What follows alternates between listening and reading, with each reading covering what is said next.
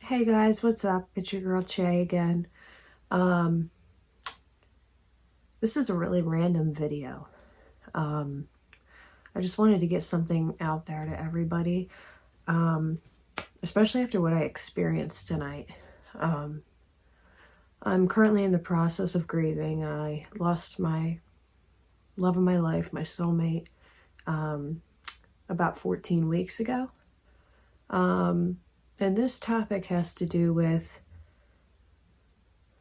I want to say like a black-hearted mother. But when I researched it, it looks more like a pessimistic mother. And she checked all the boxes. And she really hit home tonight. And if you're going through grief, you don't need to be put down at the same damn time. And tonight was not okay. And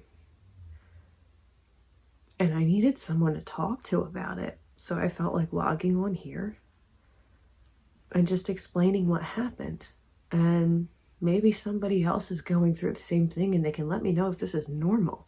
Because my mom has been this way since I can remember.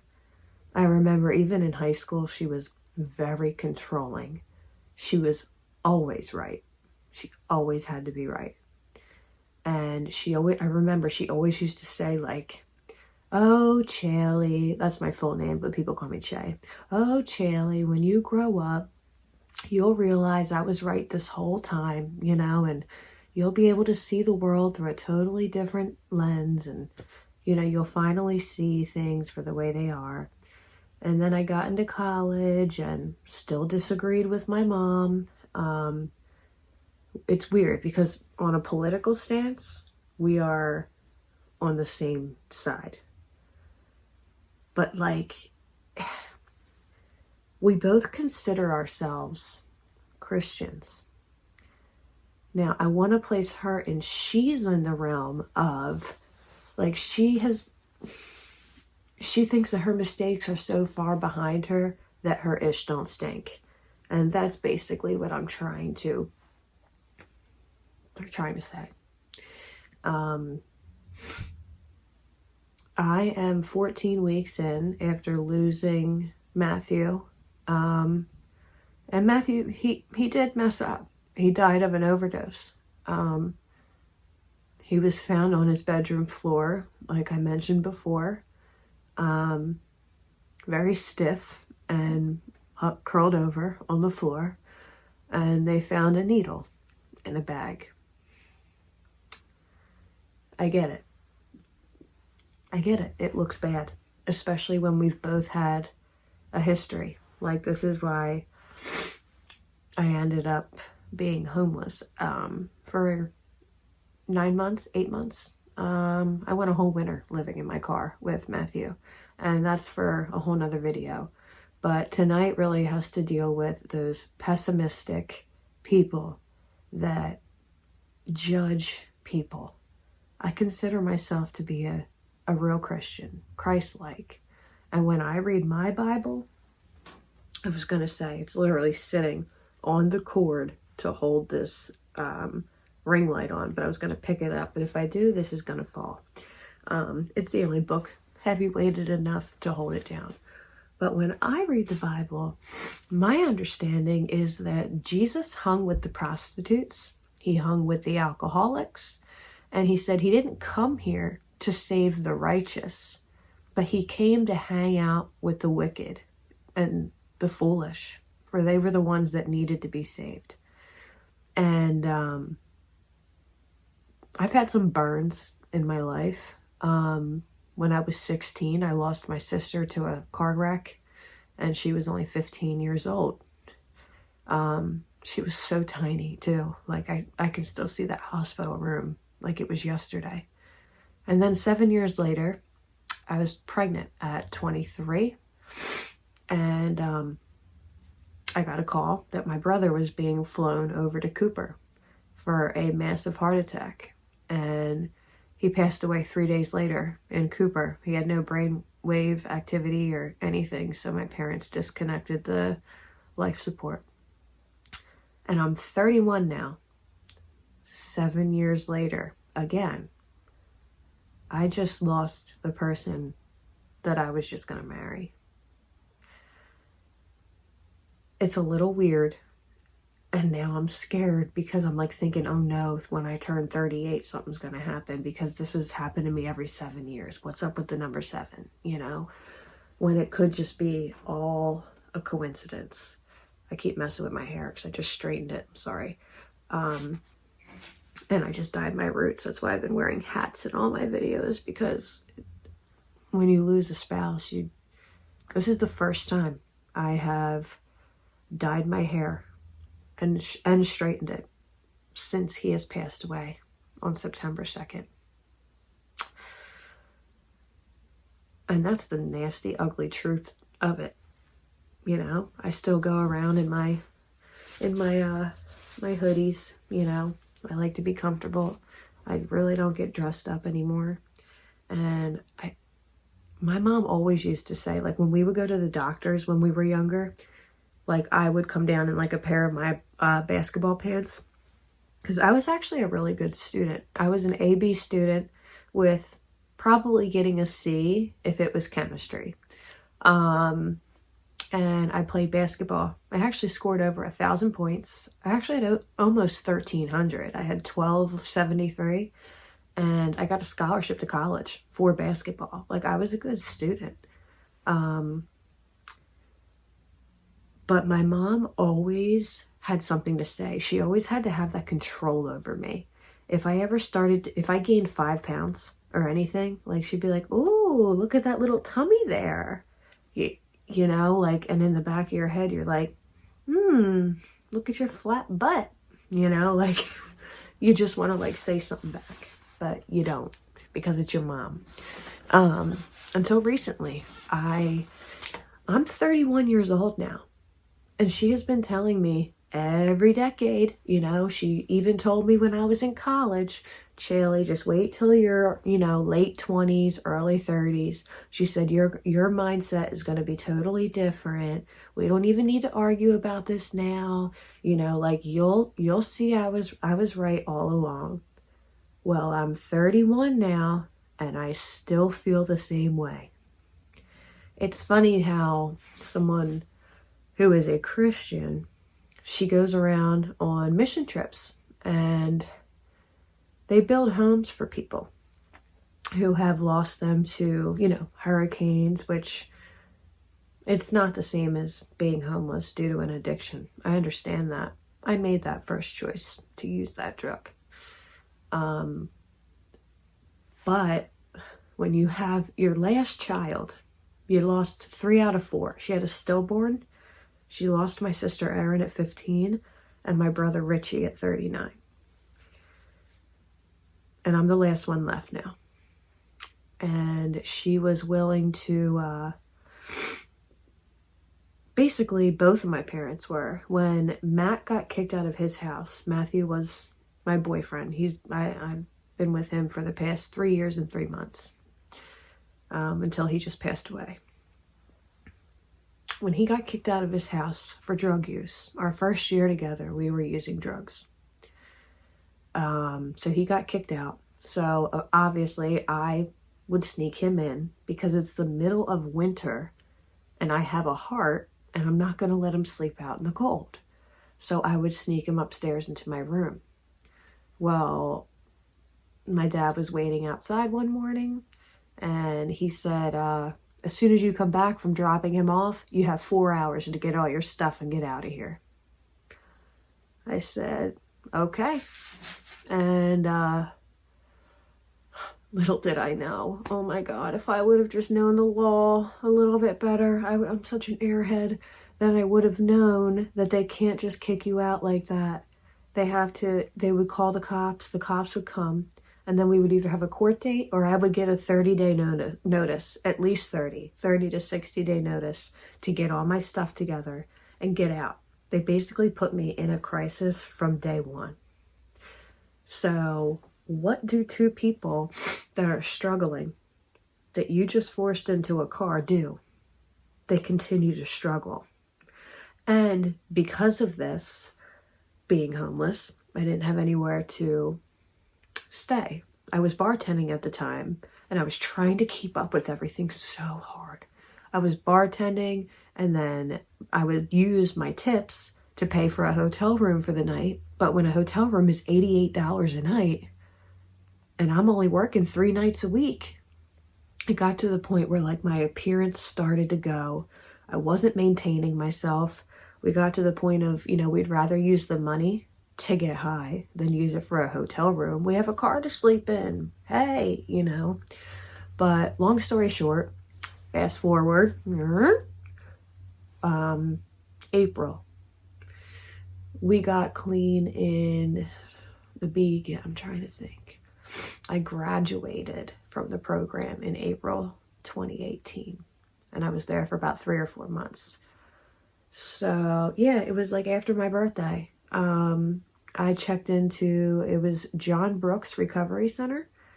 And this one was in Pleasantville, New Jersey. I completed that program in 2018 in April. So this year, 18, so 19, 20, 21. Yeah, this April 17th will be my 3 years clean. I think my mom looks at me because of Matthew overdosing and passing away that I must be doing something. But she's been saying for months, and I hate mothers like this, who she's been prescribed Percocets for 13 years for a herniated disc in her neck, for her pain. When she lost my siblings, she was put on Zoloft. She's on muscle relaxers. And she hasn't even worked a job in a building since I was little. She watched us as kids, and then she became a hairdresser out of our home. I'm so grateful for my dad, even though he ended up siding with my mom for whatever reasons, because she pays him no mind, but I'm not going to get into that.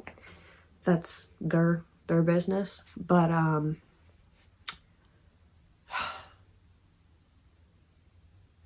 she was just on, so she's been on so many medications I can't even keep track. And everything is okay with hers. But when I got clean, I got put on methadone. And I have been on one medication for almost 3 years. One. And I have I have not taken my dose up higher. I stay at the lowest level that is comfortable for me, to where I'm not going to go do anything or use. But it's been this way for 3 years now. So it's like I'm comfortable. I'm on it. I'm phased out, which if you don't know what that means, you get a certain number of bottles to take home. You don't have to go every day once you prove that you've been clean long enough. But tonight really, really triggered me. Like, I had to get out of the house. And I realized all along, I've been, like my mom said tonight, she's like, I just don't know where this nervousness comes from. Like, it's anxiety, but like, where do you get it? Like, how do you just get, like, where does it come from? Why do so many people have it these days? Like, making it seem like, I said, Mom, you got put on Zoloft when you lost Aaron. I said, you were on it for 3 years. She said, that's an antidepressant. I said, it's an antidepressant, and if you look it up on Google, it's also used for anxiety. It's an antidepressant that helps with anxiety. And you were on it for 3 years. So why is that okay? And then she goes, up, here you go again. Always got to point the finger at something I did a decade ago, or something like that. And if you open my mom's medicine cabinet, it would blow your mind. I have never seen so many prescription bottles. They might not be like all Class C controlled narcotics, or something like that, or any controlled substance, but I guarantee you 2 of them are, 2 or 3, maybe 1. I don't know what she's still on these days. She just actually told me that after 13 years of being on an opioid, that she's like, no, I stopped. And I said, oh, you did? I said, didn't you have like a bad withdrawal? Like, are you okay? Like, trying to be compassionate. And she says, I didn't feel anything. No, not at all. She said, I never was addicted to them. If you take any controlled substance for 13 years, you're addicted. And I hate to break it to you, but your brain was used to getting that chemical for that long. You're not going to not feel nothing. You can't fool someone who's been in those shoes. You know what I mean? So anyway, to get back to the point, I want everyone to be bold and be strong, because I was so triggered tonight by my mom, and I don't use that word a lot. I think that people these days with all these safe spaces and everything, it drives me nuts. But I literally wrote it down when I got in my car because I was so upset, and I was like hyperventilating because we were just yelling, and I knew that I was going to forget something. And she literally, this is how it started. She looks at me when I was about to leave. She's like, "Do you need counseling?" Like, she looks at me like she's confused. "Do you need counseling? Like, are you still seeing a counselor or a therapist? And who's the doctor that after Matthew passed away, I just got prescribed for an anxiety medication, and they gave me Klonopin, and it's all, I got a half a milligram, 0.5. I take one in the morning and one at night to go to bed. And it really, it is a miracle worker. When I was at the doctor's office, he asked me to put my hands out. Sorry for the bad self-tanner on the knuckles, but he asked me to put my hands out, and my fingers were literally like this. And as hard as I tried to like stiffen them like this, like I can hold it straight now because I'm level. And also my blood pressure was 142/93, and norm, like hypertension, starts at 120. That's what should be normal. And my heartbeats were 110 beats per minute, which 90 beats per minute is the norm. So I was 20 heartbeats a minute over normal, which is all normal because I just lost my soulmate, the guy I was going to marry. I just lost Matthew 14 weeks ago. I'm still fresh into it. And I said to my mom, I said, "What are you talking about? I still see my counselor once a week. It's, I still go and talk to him." And he made it once a week again. Once Matthew passed away, I was down to once every other week. And then when Matthew passed away, he was like, "Chaley, I think it's smart if you come in once a week and we have a session. I want to make sure you're staying on the right path. And I just think you need people to talk to. You don't talk to anybody, so you need to come in and we need to talk." I'm going to say his name is Steve. Okay. So I said to my mom, I see Steve literally once a week. I have a one-on-one with him. It's not a group session. It's a one-on-one counseling session once a week. And then she literally says, "Well, clearly it isn't working that well." And I said, "I don't care what you think. I have been clean now for almost 3 years. And after losing Matthew 14 weeks ago, if I'm a little discombobulated and out of sorts, it's because my soulmate is in the freaking grave right now. Okay? So don't come at me with your nasty comments." And then she goes, and when I had said that, and I said, "And why would you say that?" She said, she literally, just one sentence, all she had to say to ruin everything. I said, "And why would you say that?" And I literally just got home, so I didn't even have time to change or do anything. I looked like this, and I know that I'm like, my hair is straightened, but like I look a little bit plain. Like I don't have like, the normal liner, and like I'm not all like done up like I usually am. But she said, "Just look at you."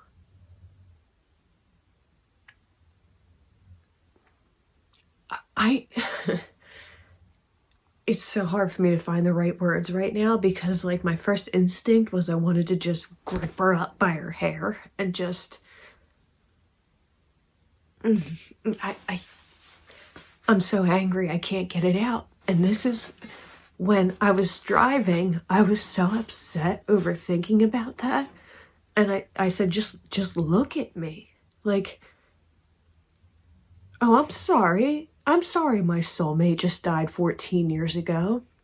And she goes, well, she word for word, hand on the Bible, said, well, it looks like my life is in a little better position than yours is.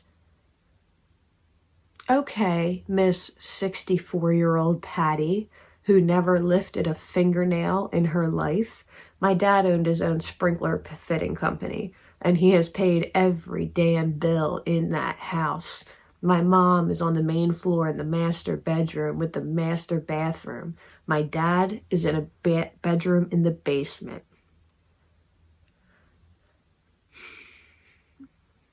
They say they've been married for 34 years, and they say that they're happy. So I'm not going to pry into their business. But sometimes, like when my mom talks to me like that, I even, anytime my mom and my dad have gotten in arguments, I heard him like 2 weeks ago, and he said, you live in just this bubble where you think everything's perfect and it's not. And I heard that. And it is so true. And it only comes out when he's angry. That's the only time when he actually says something like that to her. But truth comes out when you're angry.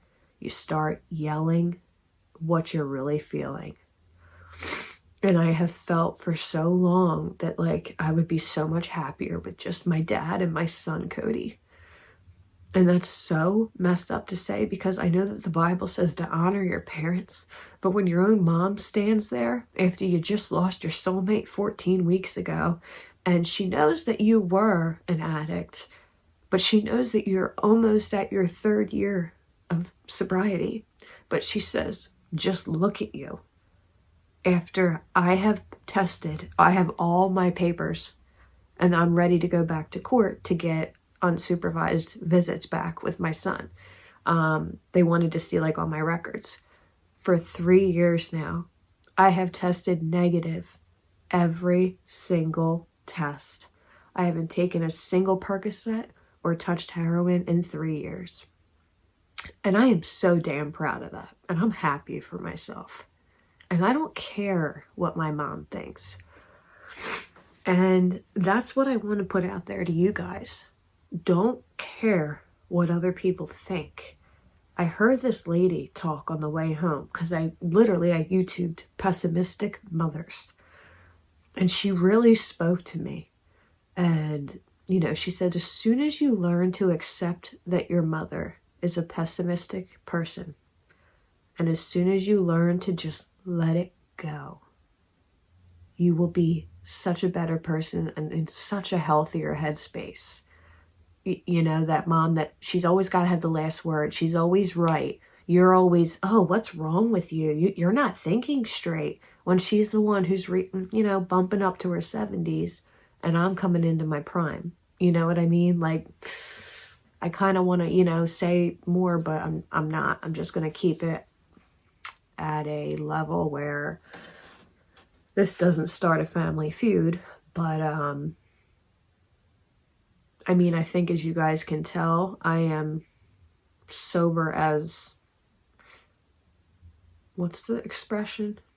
Now I don't look sober, right? But I have been sober for 3 years now. And my mom also drinks wine every night. Might I add that in there? But when she said, I said, why would you say that about my counselor? And she said, just look at you. Like she had her hand up, like, just look at you. And I know that I said before, like, I'm not all like glitzed up and glamorized, but I actually made like a point for Christmas to like do my hair. And like on Christmas Day, sure, I'll wear a bunch of makeup and stuff. But she's going to be like, no, it's not that. It's mental, like, she's like, you're not yourself. This is what she's telling me. I'm not myself. I think that after living apart from you for 3 years is when I really found myself. And you don't like that new person. And that pisses you off. And I told her, I will never be a cookie cutter version of you. I will never be you. I want to be the furthest thing possible from my mother. I want my son to come to me for everything and me to have open dialogue with him. And whenever he needs help or he needs love, I want to be able to give him a hug. There was never a time in my life when I cried and me and my mom both hugged each other and cried. Never. Never, not once. Because I know that some people are saying, oh, Chaley, you only have one mother. You need to learn to love her.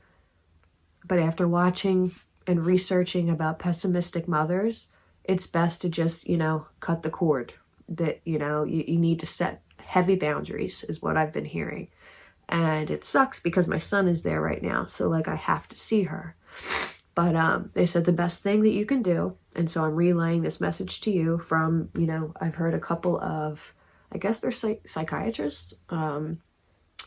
They have said, what pessimistic people like to do is control the situation all the time. They always have to be right, and they always want to be in the know.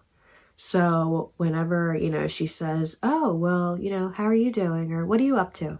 Just be like, oh, nothing, and then they'd be like, well, how's your day? Good. Keep it one-worded. That's all it needs to be. Keep it cut dry, plain and simple. And when it comes to say goodbye, be like, all right, bye, love you guys. Just, that's it. And if you keep playing, not even playing, at first it might feel like you're not being authentic because I'm a talker. I love to talk to people, but as bad as it hurts, I'm going to have to learn to keep it very short with my mom in order for me to be around her.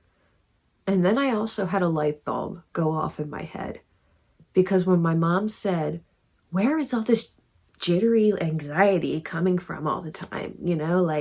Why do so many people have it? What's wrong? What's wrong with you? What started this? And I was upstairs and I'm like, oh my God. After researching this, I know I've had traumatic experiences, but my mother is my number one trigger. And I have to learn to accept that. My mom is my main trigger. Literally, when I left my house driving home, my hands started shaking again. And it takes me a good 30 minutes to calm down when I get home. That's how angry inside I get with her because I can't fully say the words I want to her because my son is there and she'll make me leave. She's made me leave before and I miss time with my son. So it's her way or the highway or get out and lose the day with my kid. This is how I know I'm dealing with a pessimistic person. But anyway, I just wanted to put that out there that that's what happened to me tonight. Apparently, I have a missing tooth and I have mental problems. Watch out, I'm going to come in your neighborhood.